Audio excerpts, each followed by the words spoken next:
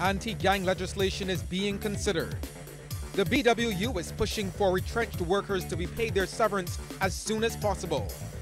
And Reverend Charles Morris is off to take up his post as Deputy High Commissioner to the United Kingdom.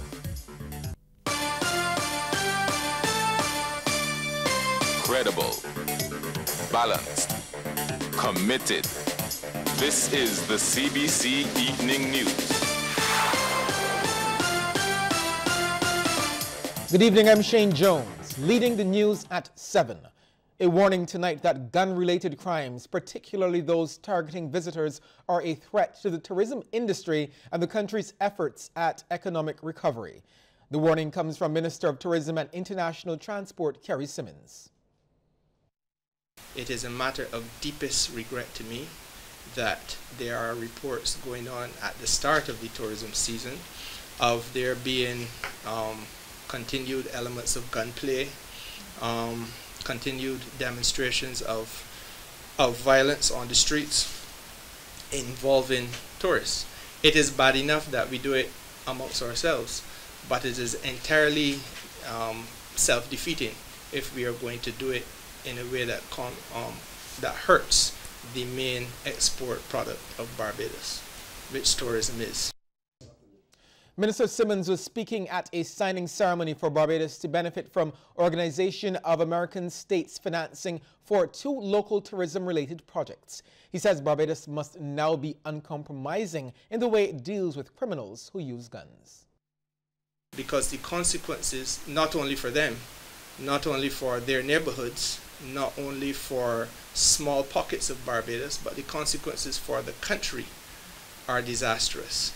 And in every instance where it happens, a negative message is being sent to the wider community, which threatens to undermine and to compromise all that this country is now trying to do to pull itself up by the bootstraps and to avoid the worst possible financial circumstances and situations. Government is considering introducing anti-gang legislation to deal with the problem of gang violence in Barbados. That's according to the Minister of Home Affairs, Edmund Hinkson. Now, he says research confirms that it is a problem which is being fueled by access to firearms. Mr. Hinkson says what's extremely worrisome is the majority of these crimes are committed by youth against youth. Previous government of Barbados was contemplating passing such legislation. There was draft legislation. I've seen comments from the various forces, the Solicitor General's office and the Defense Force and police on the issue. It is something that we may have to look at again going forward, certainly as a last resort. Minister Hinkson was speaking during a workshop for stakeholders in the criminal justice system to discuss the preliminary findings of a study on guns in Barbados. He says the presence of criminal activity, particularly in lower-income communities, requires an approach by the entire society to confront these issues. The minister also believes crime would fall if more young people got involved in extracurricular activities.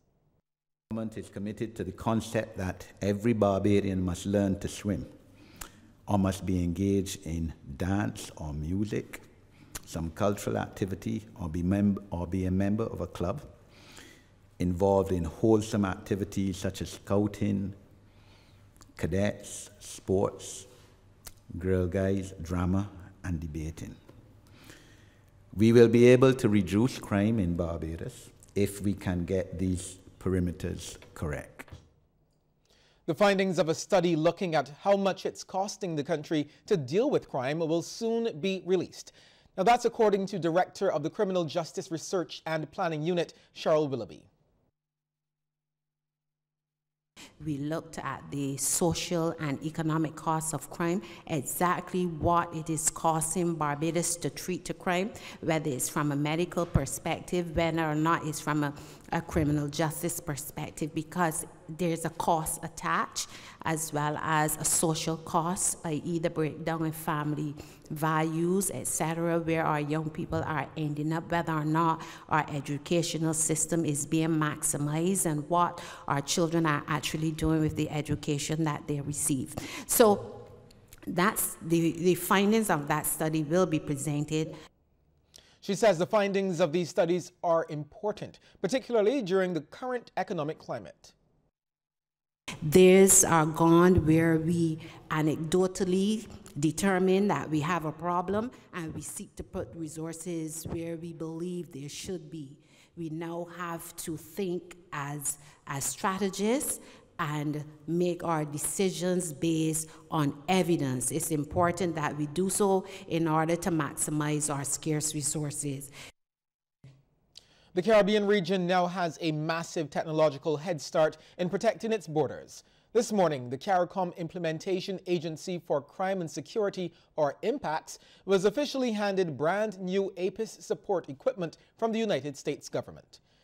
Costing over $1 million, APIS is an automated advanced passenger information system for aviation and maritime operators. APIS will supply law enforcement officers with data on passengers and crew members prior to arrival and departure from CARICOM member states. U.S. Ambassador to Barbados, Linda Tagliatella, says the U.S. Embassy's Office of Customs and Border Protection was more than happy to assist the Joint Regional Communication Center. At the time of the project's conception, the JRCC was processing approximately 42 million travelers annually through the system, but could only store a fraction of that data.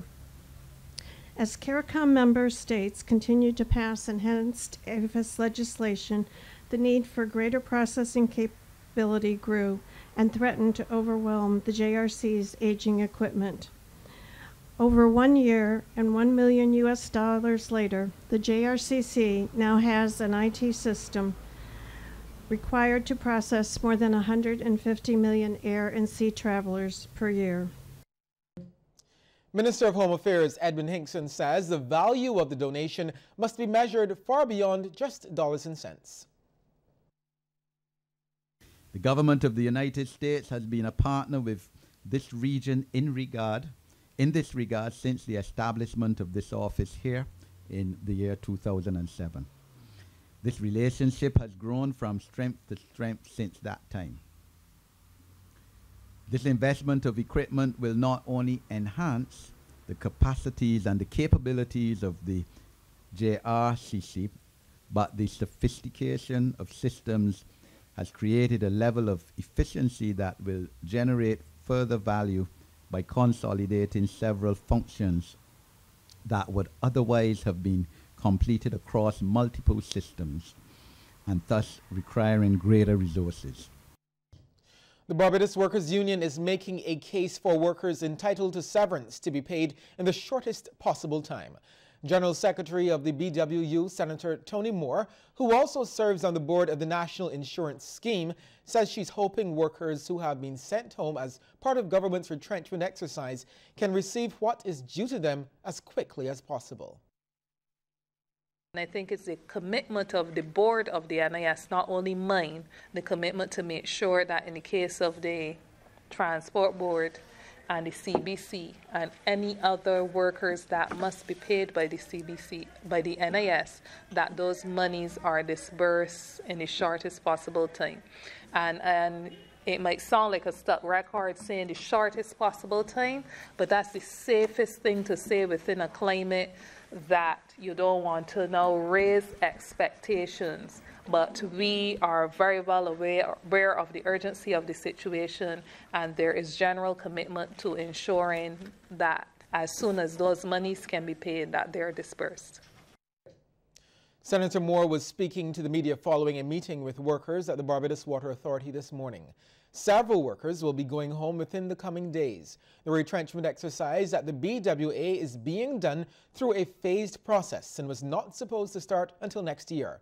However, according to Senator Moore, certain commitments to the International Monetary Fund meant it had to be sped up. The union boss says some employees have already volunteered for separation packages. She says the union still does not know the actual number of workers going home, but all departments at the authority will be affected.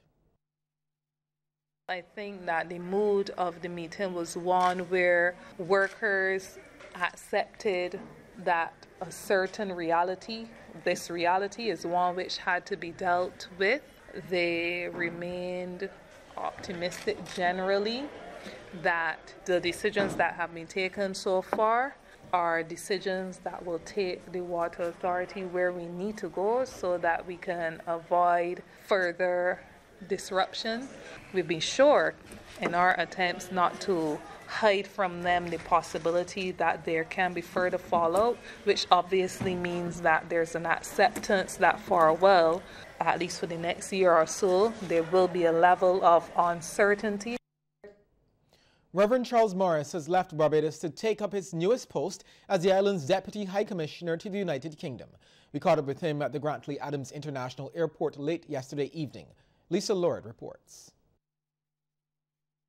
Reverend Morris was greeted by family, friends and well-wishers who gathered for his send-off.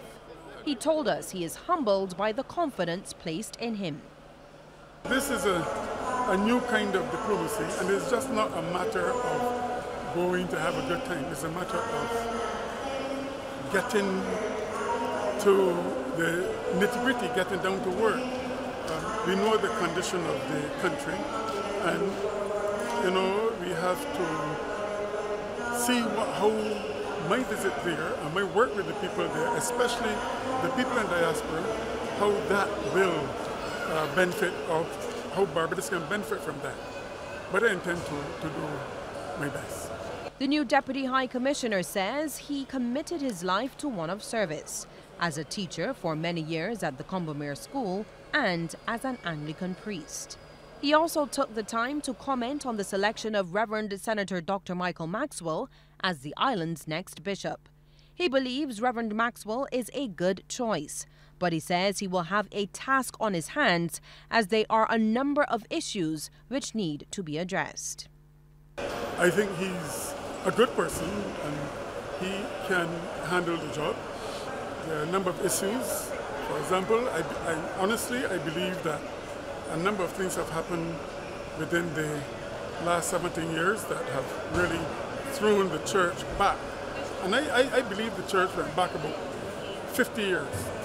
And therefore he has to bring forward the church now, correct those things that were wrong, and then try to bring the church forward. Reverend Morris leaves Barbados for the UK, determined to serve his country to the best of his ability in his new role as Deputy High Commissioner. Lisa Lord, CBC News. Any increase in fuel prices is not as a result of the fuel tax implemented by the government. The assurance from Minister in the Ministry of Finance, Ryan Strawn. He says prices on the international market have been trending upward for some time. Mr. Strawn was speaking as he led off debate on the second reading of the Fuel Tax Bill 2018. I just want to make that clear, sir, that whilst, yes, fuel prices have gone up because we've imposed the fuel tax, the variations that you're seeing now are related to international oil price movement, which has been on the rise for some time. And given the geopolitics of what's taking place, we anticipate that there may be further rises in that. Minister Strawn, in defending the need for the tax, says it's all part of modernizing government's revenue collection mechanisms. This particular piece of legislation before the House today, whilst it speaks to a fuel tax, one of our commitments in our manifesto, sir, relates to making it easy for people to do business and to interact with government in this country. And so in that context, sir, as people used to complain about lining up, certainly to pay their road tax, and being frustrated with that process, we saw this certainly as an early opportunity to change that narrative, to change that perspective, whilst at the same time giving the government the benefit of a cash flow. About 10,000 motorists were not paying road tax every year in Barbados. And this is why Minister of Transport, Works and Maintenance Dr. William Duguid says the fuel tax, which came into effect on July 1st, is fair for everyone. Speaking during debate yesterday, he says people only pay for what they use. I think of my mother when I give this example. A retired person who uses her car, go to church, which is a mile away, go to the supermarket, 3 miles away, and that's it. So once, twice a week to church, once a week to the supermarket, and that's all she uses her car for. Hardly anything else apart from that. And she would pay X amount. And then you have, in comparison, a salesman who goes location to location to location to location every single day, 5 days a week. And he pays the same amount. Now, clearly, that system was not appropriate because people should pay for what they use. The damage incurred to the roads, the damage incurred to the environment, the quantum of gas burnt. So people were paying the same road tax, but using the facilities in different ways. Dr. Duguid is also pleading with those road users who are not paying their insurance to do so. He says that even after a steep increase in the fines for this offense, there is evidence to prove that many people involved in accidents either don't have valid licenses or up-to-date insurance. It is so important to pay your insurance. Do not run the risk of getting a $5,000 fine in front of the law courts. Don't run the risk of getting injured or injuring somebody else on the roadway, and then that person not being able to benefit from the best of medical treatment because you didn't pay your insurance. It is just ridiculous. And the people of Barbados have to step up. Driving on the roads is not a right, it is a privilege. And comes with that privilege the responsibility and the necessity to make sure your insurance is absolutely up to date. As Barbados gears up to celebrate its 52nd year as an independent nation, a final dress rehearsal was held for the annual Independence Day Parade. The parade, traditionally staged at the Garrison Savannah, will be held at Kensington Oval this year. Units including the Royal Barbados Police Force, the Barbados Defence Force, and the Girl Guides went through their final paces yesterday. The Girl Guides Association, which is celebrating its 100th anniversary, will lead the march off into Bridgetown on Friday. Major changes were made to this year's Independence Parade. A procession through the streets of Bridgetown entitled We Barbados has been added, and Prime Minister Mia Motley will receive a salute at the National Heroes Square. All tickets for this year's Independence Parade are gone.